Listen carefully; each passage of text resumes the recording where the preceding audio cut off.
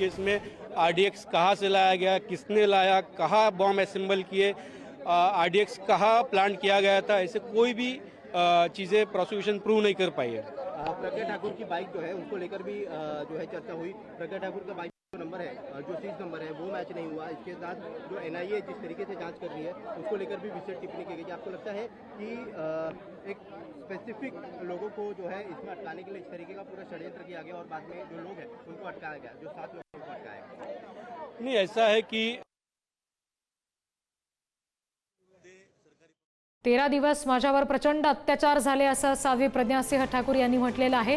न्यायमूर्ती लाहोटी यांच्याशी बोलताना डोळ्यात अश्रू देखील तरळल्याचं पाहायला मिळालं। काँग्रेस नेते हुसेन दलवाई आपल्याशी जोडले गेलेले आहेत, त्यांच्याशी आपण बोलणार आहोत। दलवाईजी, आता आपण बघतोय की मालेगाव बॉम्बस्फोट प्रकरणातले जे सगळे आरोपी आहेत, मुख्य म्हणजे प्रज्ञासिंह ठाकूर आहेत, त्यांची सुद्धा निर्दोष मुक्तता या ठिकाणी झालेली आहे। कसं आपण नेमकं या वेळेला या प्रकरणाकडे पाहताय? त्याची एन्क्वायरी केली होती, ती अतिशय चांगली होती आणि त्याच्यामध्ये कसलाही पूर्वग्रह दूषित असे त्यांचा दृष्टिकोन नव्हता। नंतरच्या लोकांनी काय घोटाळे केले, जे 12 लोक सुटले, त्यांनी ज्या पद्धतीने घोटाळे केले त्याच पद्धतीने हे घोटाळे यांना सोडण्यासाठी झाले नसतील असं समजण्याचं काही कारण नाही।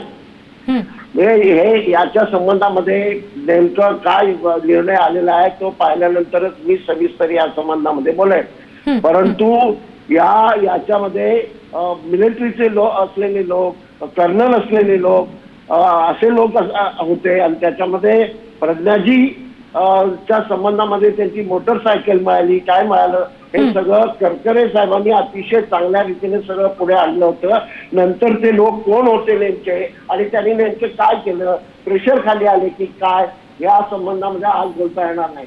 हे सगळे निर्दोष सुटले, पण जे त्याच्यामध्ये बळी गेलेले आहेत त्यांना न्याय मिळाला नाही हे तितकंच खरं आहे। त्या मागच्या केसमध्ये सुद्धा जे बळी गेले त्यांना न्याय मिळालेला नाही, याच्यामध्ये सुद्धा बळी गेलेल्या लोकांना न्याय मिळाला नाही।